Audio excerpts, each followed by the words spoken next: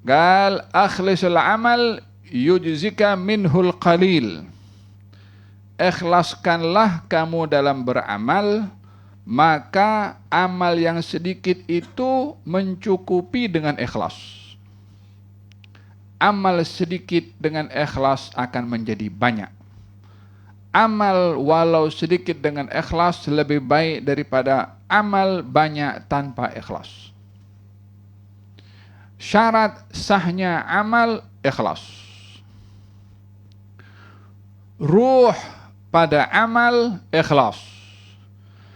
Jadi amal tanpa ikhlas tak melepasi syarat. Amal tanpa ikhlas umpama jasad tanpa ruh. Ini kedudukan ikhlas pada amal. Seakan-akan ingin beritahukan tak ada amal tanpa ikhlas. Kalau ada orang beramal juga tapi dia tak ikhlas, dia buat suratul amal, gambaran amal ya. Tapi amal hakikatnya tak ada, itu macam bayangan saja. Tak ada hakikat amal jika tidak ada ikhlas. Dan ikhlas ini bukan satu hal yang mudah seseorang untuk ikhlas. Katanya ikhlas ini menjadikan maksud kita dalam amal adalah karena Allah Subhanahu wa ta'ala. Orang ikhlas terbagi kepada 3. Ada ikhlas yang nomor 1. Ada ikhlas yang nomor 2, yang tengah-tengah. Ada ikhlas yang nomor 3, yang paling rendah. Ikhlas yang paling rendah adalah jika orang beramal karena takut kena hukum. Macam orang buat kerja bagus, betul. Apa sebabnya? Takut kena pecat. Ini dia bekerja, takut kena buang kerja. Elok tak elok? Elok juga, yang penting buat kerja. Tapi low class. Imam Al-Ghazali mengatakan ini levelnya level hamba abdi. Hamba abdi buat kerja karena takut dihukum oleh tuannya, oleh majikannya. Yang kedua, ada orang beramal ibadah. Niatnya adalah untuk mendapatkan hadiah dan pemberian. Macam orang bekerja ingin mendapatkan upah. Memang dia bekerja akan mendapatkan upah.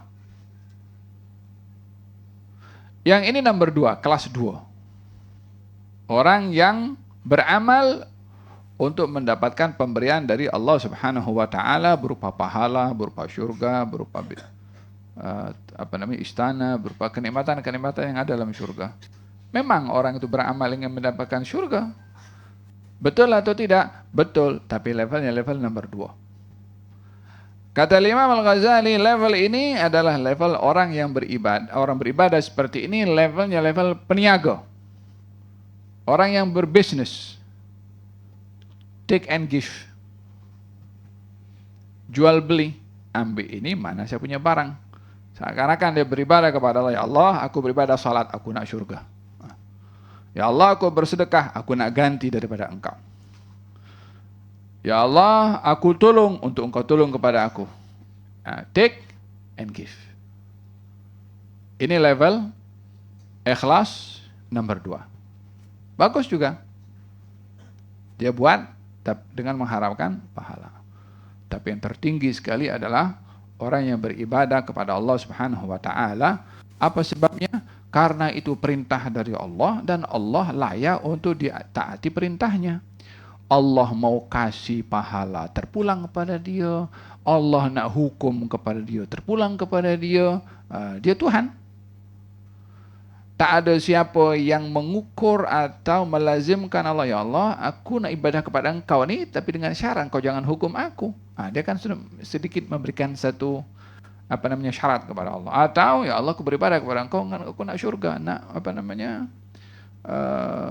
istana di syurga aku. Meletakkan juga harapan pemberian dari Allah. Yang ketiga adalah orang beribadah kepada Allah Subhanahu wa taala karena Allah adalah Tuhan yang layak untuk disembah. Dia nak masukkan syurga, nak masukkan neraka, dia punya pasal. Walihada kata Imam Syekh Muhammad Mutawalli Sya'rawi ketika menafsirkan firman Allah Subhanahu wa taala, "Wa man kana yarju liqa'a rabbih falyamal 'amalan shalihan wa la yusyrik bi ibadati rabbih ahada." Kalau wa man kana yarju liqa'a rabbih, dan barang siapa yang ingin berjumpa dengan Tuhannya, liqa' rabbih.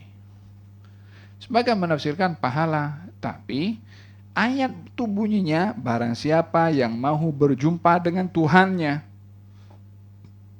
Wa man kana yarju liqa'a rabbih falyamal amalan salihan. Hendaklah dia beramal dengan amal yang saleh. Cukup amal saleh? Belum cukup.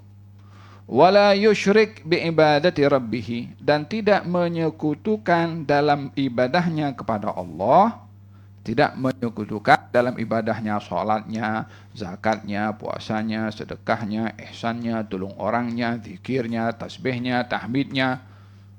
Bi ibadati rabbih ahada, tidak menyekutukan dalam ibadahnya dengan apapun. Dengan apapun, katanya hatta tidak menjadikan matlamatnya dalam ibadah itu meletakkan syarat surga atau diselamatkan daripada api neraka. Karena kalau dijadikan tujuannya surga, berarti dalam ibadah kepada Allah nak surga. Beribadah kepada Allah ingin dilindungi daripada api neraka, macam mengiringi pada ibadahnya ditujukan kepada Allah dan ada yang lain diinginkan. Katanya hatta surga pun tidak menjadi tujuan. Hatta neraka pun bukan yang menjadi kerisauan. Ini high level punya, kita tak boleh macam itu. Bukan mustahil, tapi at least paling tidak kita ada di level yang mana. Kalau ada di level bawah, up nomor 2. Kalau ada di level nomor 2, naik nomor 3. Yang nomor 3 ini adalah golongan orang khullas, orang-orang yang para anbiya, para siddiqin. Walihada kata Sayyidatuna Rabi'atul Adawiyah, katanya, "Walaitaka tahlu wal hayatu mariratun, walaitaka tarda wal anamu ghidabu, walaita alladhi baini wa bainaka amirun, wa baini wa bainal alamina kharabu, idza sahha minkal wuddu ya ghayatal muna, wa kullu alladhi fawqa turabi turabu." Andailah aku dengan engkau ini ya Allah, hubunganku ini baik. Walaupun aku dengan manusia tidak elok.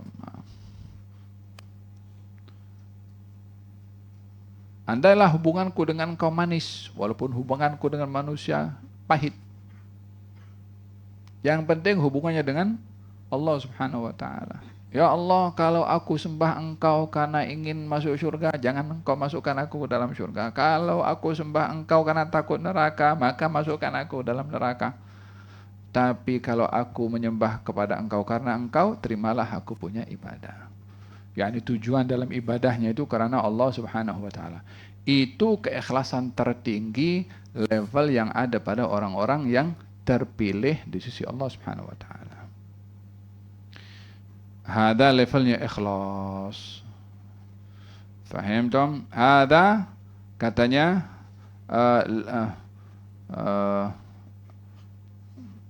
وتكون في التوراة ما أريد به وجهي فقليله كثير. Amal yang ditujukan untuk aku, ikhlas karena aku, sikitnya banyak.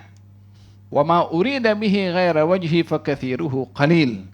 Dan amal yang dilakukan bukan karena aku, banyaknya pun sikit. Ukurannya ikhlas. Ikhlas itulah yang membawa berkat pada amal. Sikit tapi itu berharga di sisi Allah. Apa sebabnya? Ikhlas.